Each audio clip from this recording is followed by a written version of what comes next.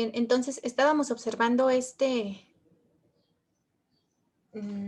mapa en donde se encuentra la población, cómo está distribuida en México. Vemos dónde hay mucha más gente, dónde hay menos, etcétera. Entonces, tenían que llenar la tablita con los estados de la República con mayor número de habitantes y, bueno, de un lado ponían el estado y del otro el número en cifras de los habitantes de ese estado.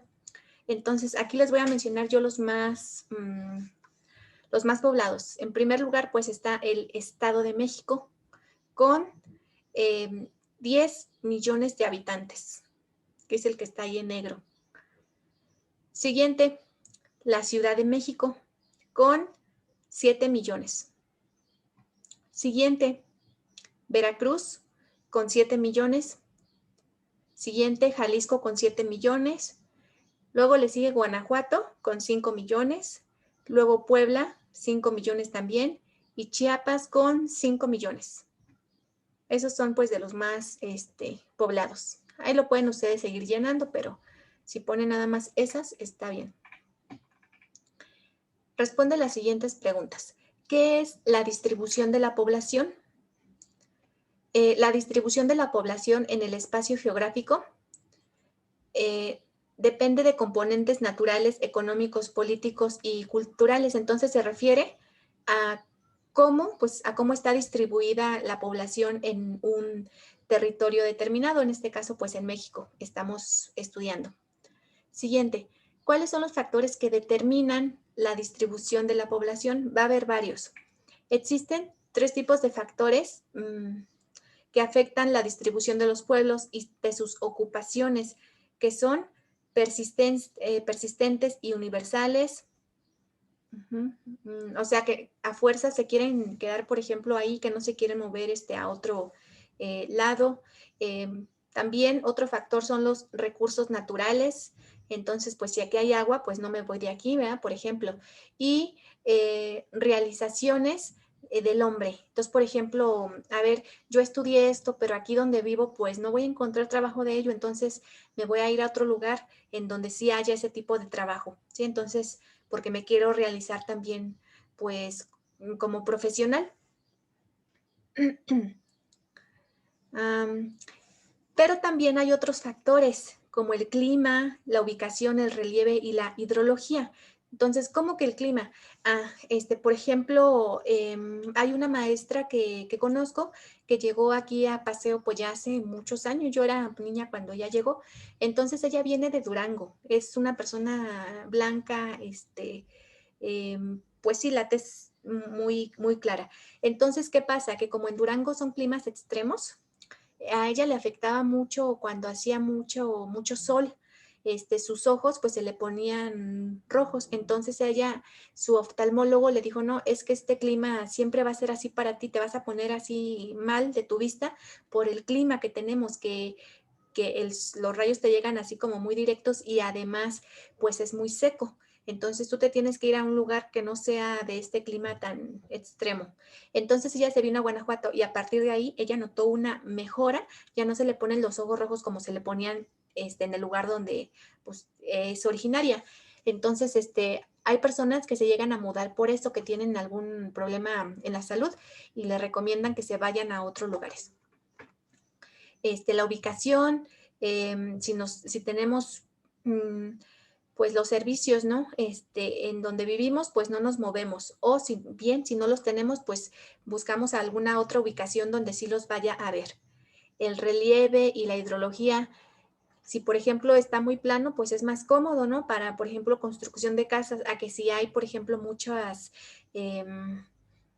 montañas, por ejemplo. Bien. Y bueno, pues la densidad de la población. 3. Escribe las causas y las consecuencias de la sobrepoblación. Entonces, sobre es cuando hay más de lo que tendría que haber. Entonces, hay causas, las causas, voy a mencionarlas, son naturales, económicas, sociales, históricas y políticas. Entonces, esas serían las causas de la sobrepoblación. Y las consecuencias de cuando vive muchísima gente en un territorio, pues son las concentraciones urbanas. Hay espacios que son menos poblados porque todo se concentra en la zona urbana. Hay una modificación del paisaje. ¿Por qué? Porque talan muchísimos pues árboles, quitan vegetación pues para poner las casas. También las calles las pavimentan y esto es sumamente dañino porque entonces cuando llueve, eh, pues el agua ya no es captada así de forma directa por los mantos acuíferos. Cuando sí es captada de forma natural, pues cuando las calles no están pavimentadas o que mínimo tienen adobe o que tienen como adopasto o que tienen piedra. De esa forma, cuando llueve, el agua se va, eh, ¿cómo se puede decir? Se va filtrando a través de la tierra, atraviesa las diferentes capas y llega a los mantos acuíferos, ¿verdad? Pero si tenemos nosotros pavimentado, ¿qué va a pasar con toda esa agua que cae en el pavimento? Pues que esa agua va a las alcantarillas. Y entonces, si no estaba, por ser lluvia, tal vez no estaba tan contaminada, pues ya ahí se contaminó, ¿verdad? Se va a las aguas negras y entonces ya no la vamos a usar. Entonces, esa es una consecuencia pues muy fea de la sobrepoblación. Ahorita vamos a ver otros ejemplos de todos los problemas que atrae o que lleva consigo la sobrepoblación. Bien, ¿dónde hay más o menos personas? ¿Dónde hay más o menos personas? Hay más personas en las zonas urbanas, obviamente, y menos personas en las zonas rurales, ¿no? Como, por ejemplo, ustedes pues viven en zonas rurales. Yo también, donde yo vivo, pues no es muy grande, entonces es, digamos, semi-urbana. Ya zonas urbanas, pues son, pues Querétaro, Celaya, ¿verdad? Esas zonas mucho más grandes, pues son zonas urbanas. Siguiente, concentración urbana, dispersión rural. Vamos a ver qué es eso, porque son dos conceptos diferentes. ¿Qué es la concentración y dispersión de la población en un territorio? La concentración se refiere a cuando se reúnen en un mismo territorio, pues una gran cantidad de personas. Y la dispersión es cuando se alejan del territorio con más población. Digamos que en el caso de las comunidades, pues están dispersas respecto a las poblaciones urbanas. Si viviéramos dentro de una población urbana, pues entonces se nos llamaría que vivimos en un espacio de concentración. Pero si no vivimos en una zona urbana, entonces digamos que vivimos en un territorio disperso o de dispersión. Bien, aquí vemos dos ejemplos. Nosotros conocemos perfectamente cómo es una población rural y pues aquí vemos un ejemplo de una población urbana, que en este caso es la Ciudad de México, que es la ciudad pues más poblada que tenemos en el país. Bien, completa el siguiente esquema. Menciona las principales características de la población rural.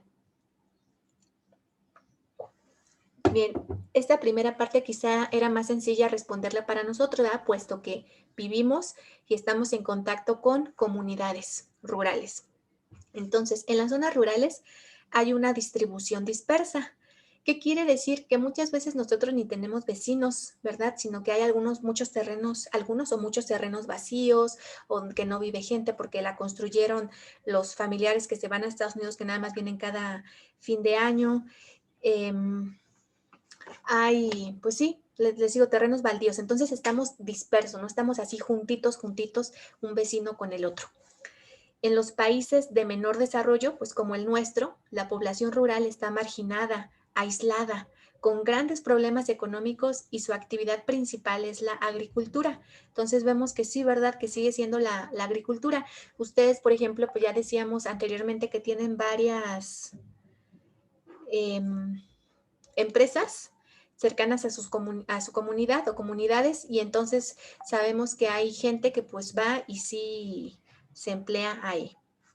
Siguiente, menciona las principales características de la población urbana. Pues ahí hay más empleos y acceso a escuelas y hospitales. Entonces no es que nada más tengamos una primaria, como lo es en la mayoría de las comunidades. hay comunidades que ni siquiera tienen pues primarias, ni kinder, ni nada de eso. Entonces, en una población rural, perdón, urbana, tú vas a encontrar escuelas incluso para que tú elijas en dónde quieres estudiar, porque hay muchas opciones, ¿no? También muchos hospitales. Además, para los gobernantes es más fácil suministrar y administrar los servicios públicos. Por ejemplo, la electricidad, el agua y la pavimentación de las calles. Entonces, si yo vivo en una zona urbana, pues es mucho más fácil que rápido pavimenten mi calle, ¿verdad? Pero si es una población rural, pues difícilmente, pues porque viven menos personas. Ujú. Pues esas son algunas de las características. Vamos con la siguiente, la urbanización. ¿Qué es la urbanización? Son los asentamientos humanos en constante expansión. Entonces, ¿qué quiere decir? Por ejemplo, la ciudad de Querétaro, vemos que todo el tiempo está creciendo. Entre más gente pues haya, pues también más gente va llegando y más gente pues ya saben, van haciendo y todos quieren tener su casa, entonces pues se va expandiendo el territorio, en este caso urbano. ¿Cuáles son los tipos de urbanización? Bien, hay dos, la sostenible y la cerrada. Entonces, la sostenible pues tiene que ver con el desarrollo sostenible. ¿Qué es esto? Pues por ejemplo, no talar esos árboles que están grandísimos en el territorio, respetarlos y no talarlos,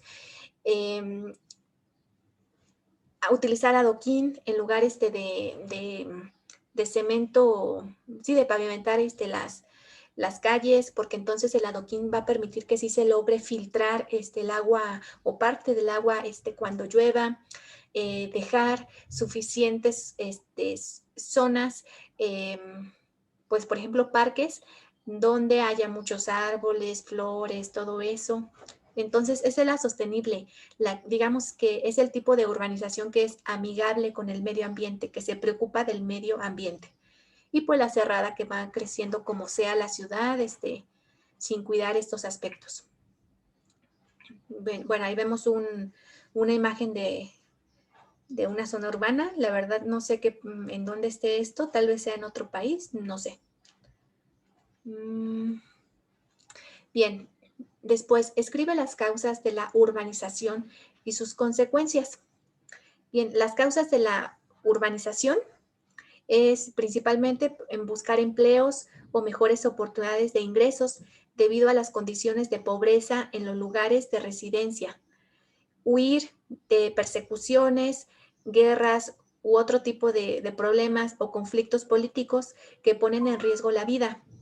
También otra causa es escapar de los desastres pues, naturales, buscar un lugar con un clima más agradable o con una ubicación geográfica más favorable, permanecer cerca o vivir con la familia, mejorar la calidad de vida, buscar afinidad o tolerancia religiosa, gusto por la cultura del país, de destino. Entonces, hay muchísimas causas por las cuales yo podría decidir irme a vivir a una zona urbana. Bueno, en lo particular no es mi caso, no, yo prefiero vivir en un lugar más tranquilo porque ahorita vamos a ver algunas de las consecuencias de vivir en esas zonas urbanas. La concentración de población contamina el suelo, el aire y el agua. Por ejemplo, cuando una gran cantidad de personas se traslada a sus labores diarias en horarios similares, se ocasiona tránsito. Entonces, te llegas a hacer hasta 2 horas a tu lugar de trabajo. Entonces, imagínate, 2 horas de ida y 2 de regreso, estás perdiendo 4 horas de tu día. Y hay estudios que ellos suman cuántas horas al año en realidad están perdiendo, porque pues, ¿qué puedes hacer mientras te trasladas? Digo, si vas leyendo, en tu tiempo es productivo, pero si no, nuestro país no es lector, entonces pues es nada más pérdida de tiempo, pérdida de vida. También se contamina, ya decíamos, el aire y se genera malestar para la población. Entonces, ¿qué pasa en México? Que de repente ponen su alarma de que de que está muy contaminado el ambiente, el aire en este caso, y te dan ciertas recomendaciones, por ejemplo, no salir. Hay trabajos que incluso se llegan a suspender esos días mientras hay contingencia ambiental, así se le llama, o te dicen que si sales incluso utilices pues el cubrebocas, que no hagas actividades al aire libre. Entonces, pues qué feo, ¿no? Todo, y son consecuencias pues de vivir en una zona urbana. Bien, por último, implicaciones generales del crecimiento, estructura y distribución de la población. Bien, aquí vemos una diapositiva donde dice distribución de la población. Factores que influyen en la distribución de la población. Tenemos los físicos, como por ejemplo el clima, los económicos, por ejemplo, si hay suficientes industrias ahí o fuentes de empleo, y los factores sociales, por ejemplo, que haya escuelas, hospitales, lugares de ocio o de recreación, etcétera. Y vemos la siguiente diapositiva que dice, el crecimiento poblacional es el cambio en la población en un cierto plazo y puede ser cuantificado como el cambio en el número de individuos en una población usando tiempo por unidad para su medición. ¿Cómo es esto?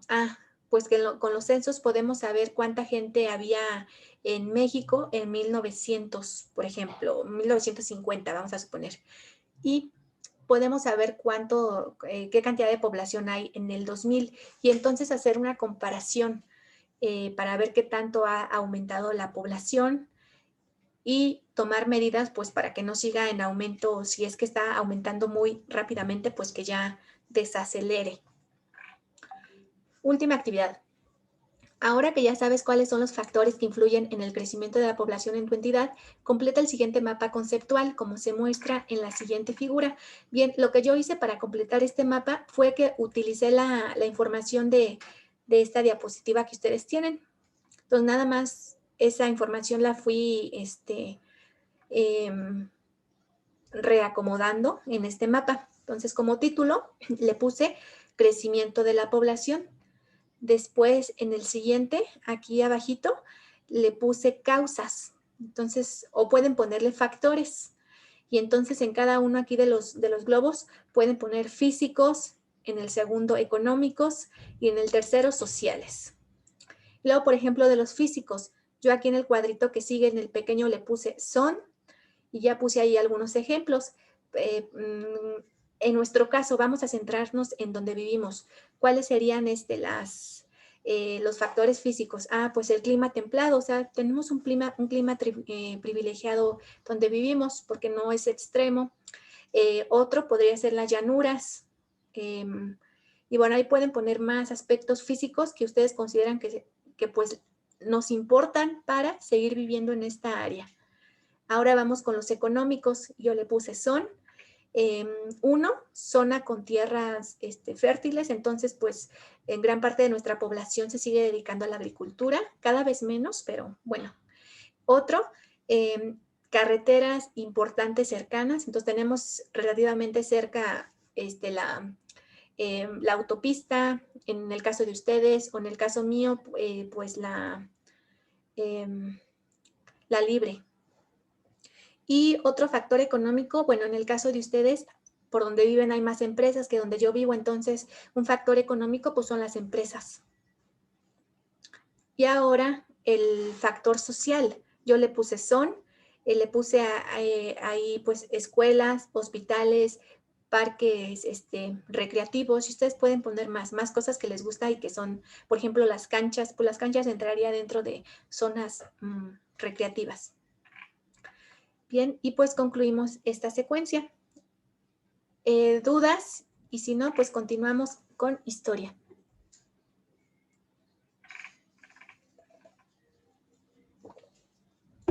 Bien, vamos con historia entonces.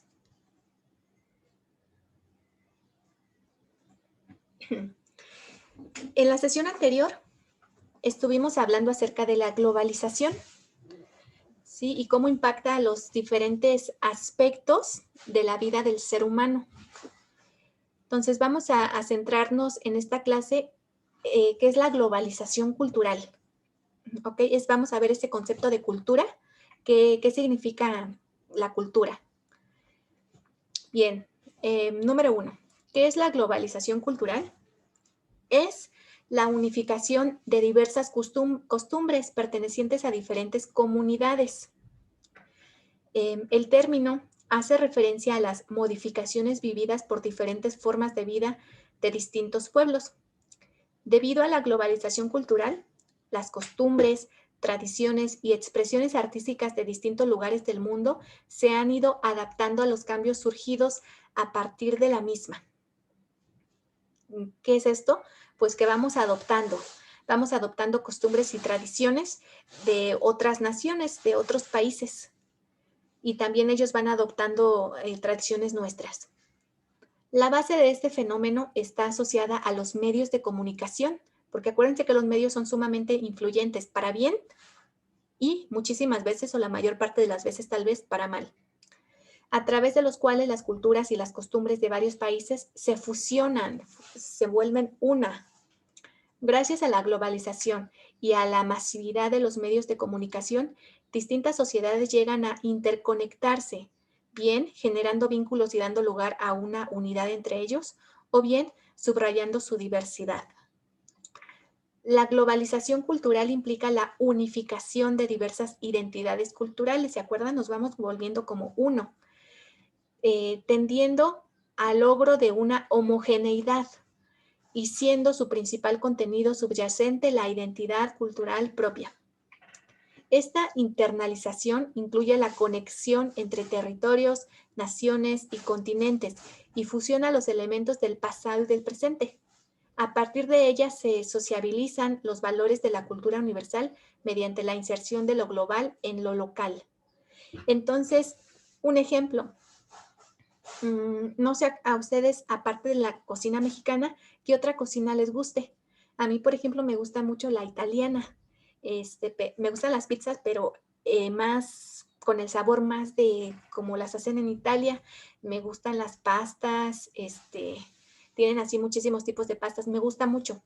Entonces, ¿qué pasa? Pues que sin necesidad de que yo vaya a Italia, aquí en México hay varios restaurancitos italianos y entonces eso es globalización. Estoy consumiendo la comida, es parte de la cultura, parte de la identidad cultural de un país. Ese es un ejemplo. Otro, pues cuando se llegan a poner ropas, pues que son parte de otra cultura. Entonces, esos son unos ejemplos, pero hay muchísimos otros. 2. Ahora sí vamos a ver qué es la cultura. La cultura es un término amplísimo, muchachos, que prácticamente nos define. Nosotros somos seres humanos, somos seres entonces complejos, que tenemos muchísimas características. Vamos a hablar acerca de la cultura. Bien, es la resultante de una conjunción de formas y expresiones características de una determinada sociedad. Entonces vamos, por ejemplo, a centrarnos en la cultura mexicana. En ella se encuentran inmersas las creencias. Las creencias, por ejemplo, seguramente si le preguntan sobre todo a sus abuelitos, pues ellos sí creían que existían, por ejemplo, las brujas o los nahuales, etcétera. Entonces, esas son creencias. O nuestras leyendas, que en México es muy rico en cuanto a leyendas, esas son creencias. Otro, los códigos. Por ejemplo, aquí en México es muy común que no digamos no.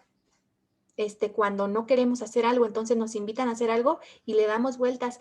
Ah, es que fíjate que tengo tarea. Ah, es que fíjate que mi mamá no me va a dar permiso. Ay, es que en lugar de que digamos no. ¿Y por qué un no? Pues porque no quiero. Entonces, aquí como que solemos disfrazar mucho nuestras respuestas. No vamos al punto, no decimos sí o no decimos no. ¿Por qué no? Pues porque no quiero descansar. Entonces, pues decimos mentiras. Entonces tenemos ciertos códigos y pues ya los entendemos nosotros porque tenemos esta misma cultura. Otro, pues las reglas que tenemos, los rituales y las prácticas comunes que predominan, por ejemplo, aquí en nuestra sociedad, ¿no? O en México. De este modo, la cultura es la forma de expresión que tienen los individuos de sus propias tradiciones. La cultura abarca también los rasgos distintivos afectivos. Entonces, por ejemplo, la cultura latina, nosotros somos parte de Latinoamérica, pues se dice que somos mucho más, digamos, por ejemplo, cariñosos, ¿no? Más cálidos, a diferencia de los europeos, que son pues mucho más reservados, guardan más su distancia. Entonces, nosotros sí mostramos mucho más nuestro afecto que ellos, espirituales, em, materiales e interculturales que identifican y caracterizan a una sociedad y comprende a su vez los modos de vida, sistemas de valores, ya decíamos las creencias, pero también los derechos y las tradiciones de una población específica en un periodo determinado. Ah, porque nuestra cultura se va modificando. Acuérdense que vamos perdiendo pues, mm, ciertas tradiciones que teníamos ya no las vamos haciendo, nuestras creencias van cambiando. Actualmente, pues la gente, si yo te pregunto, a ver, les voy a preguntar a ustedes, ¿creen ustedes en las brujas? A ver, díganme sí o no.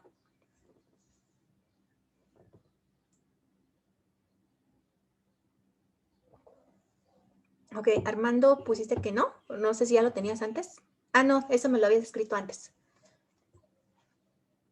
A ver, los cuatro que están aquí, díganme, ¿sí creen o no creen? Y ya luego les digo si yo creo. Ok, Nick sí cree. Armando también.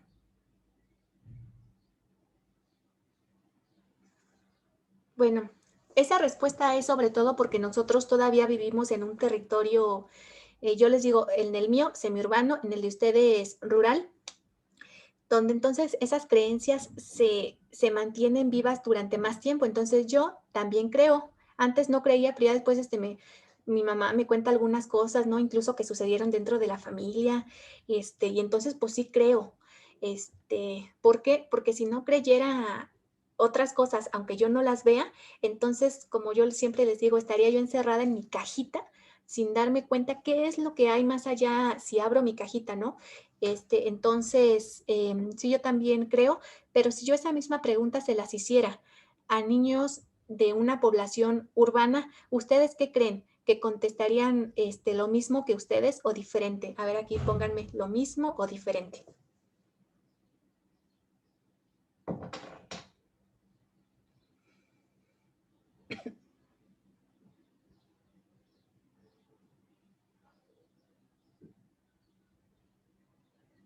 ¿Qué se imaginan?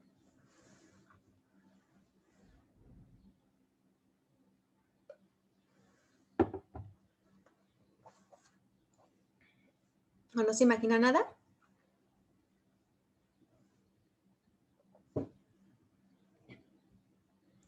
Bueno, lo más seguro, tal vez sí o tal vez no. Ok, Nick está entre sí, ¿no?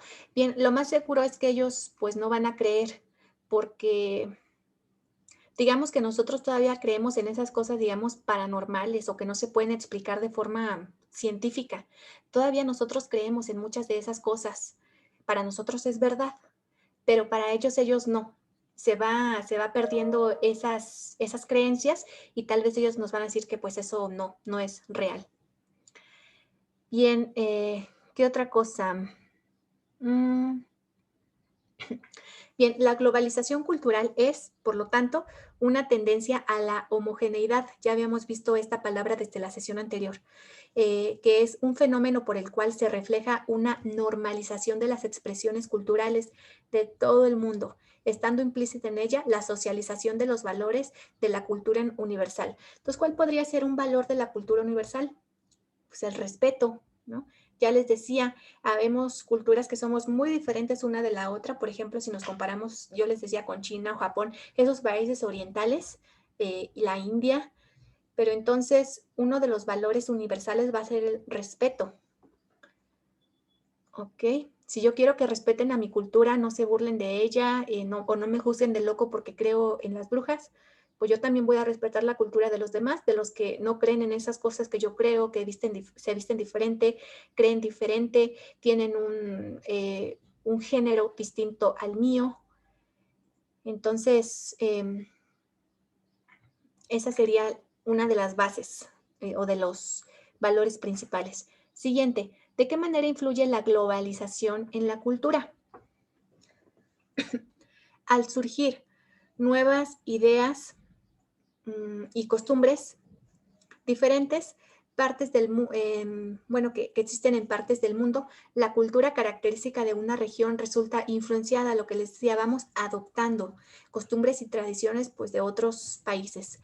De este modo, las culturas regionales comienzan a adoptar prácticas culturales y de consumo que son correspondientes a otras naciones y generalmente de carácter capitalista.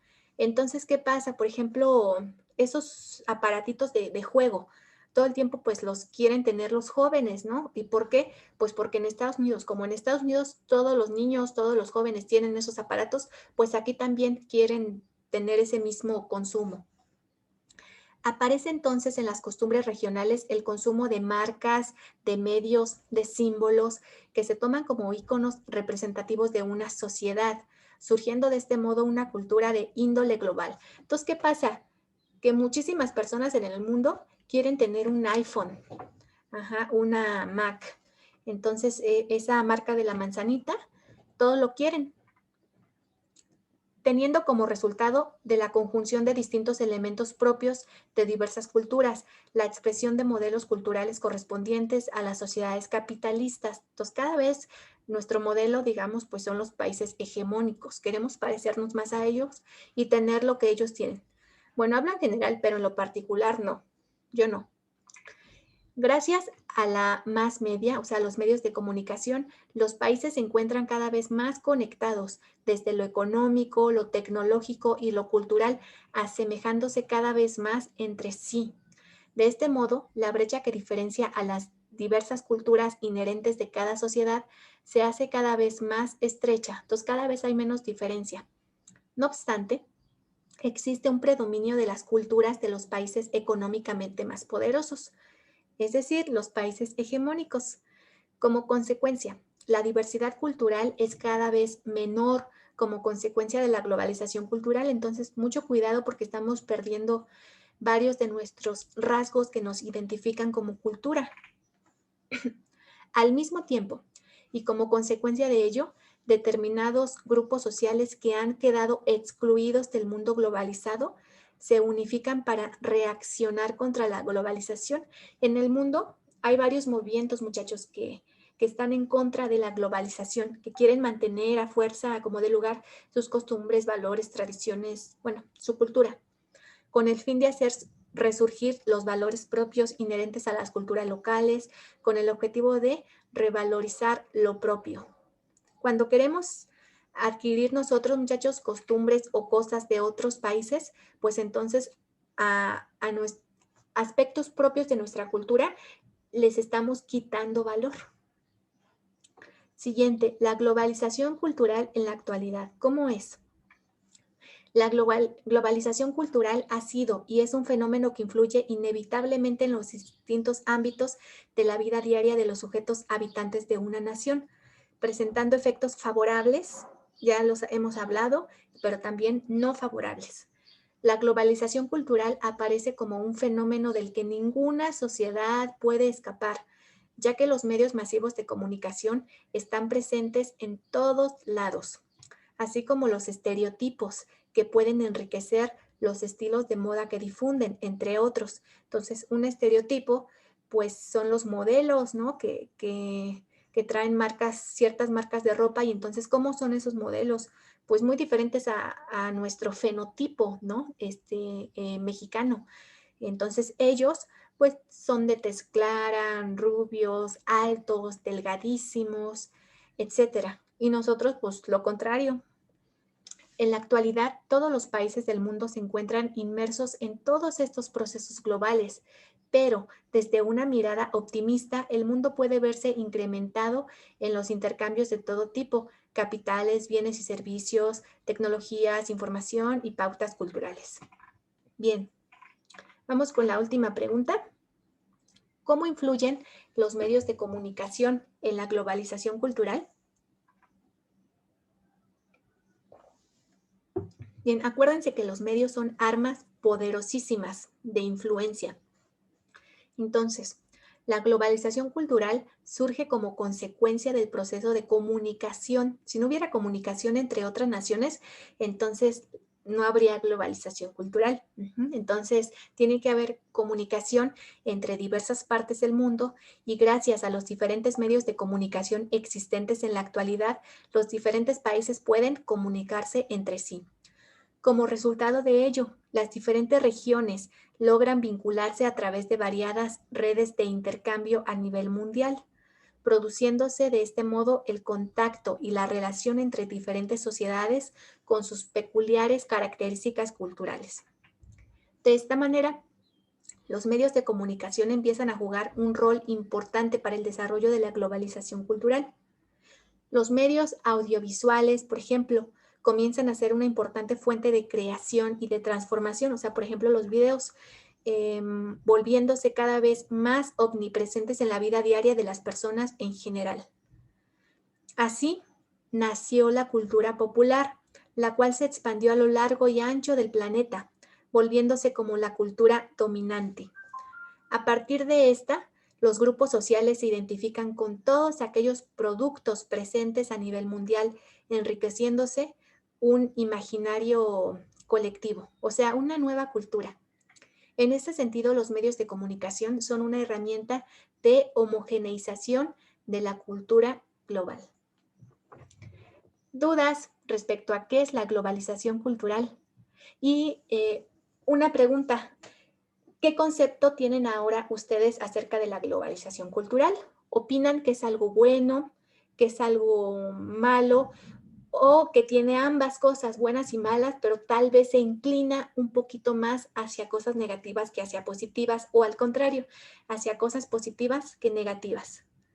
A ver, quiero saber su punto de vista. Ok, Armando dice tienen ambas. Si me dicen tienen ambas, es que si ponen en una balanza, pues se encuentran igual las consecuencias positivas y las negativas. O díganme, por favor, si se inclina más hacia una que hacia otra. A ver, Cristian, Nick y Jamilet, ¿qué opinan?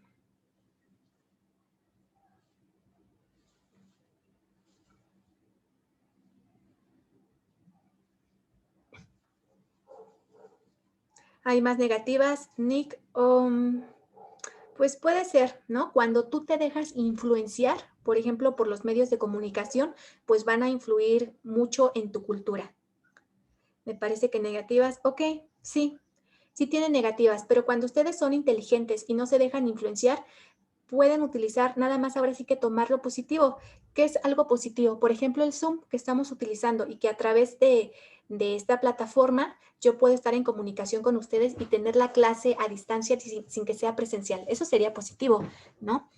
Pero sí, tendría yo que cuidar con recelo ciertas tradiciones que yo considero importantes en mi cultura y que me hacen ser diferentes a los demás.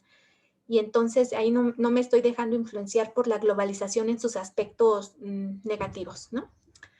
Bueno, muchachos, pues espero que haya quedado claro qué es esto de la globalización cultural, qué es la cultura. Y pues ya terminamos esta clase. Nos vemos, por favor, el lunes para trabajar las clases que nos corresponden ese día. ¿Ok? Nos vemos a las 10. Bueno, que pasen excelente fin de semana.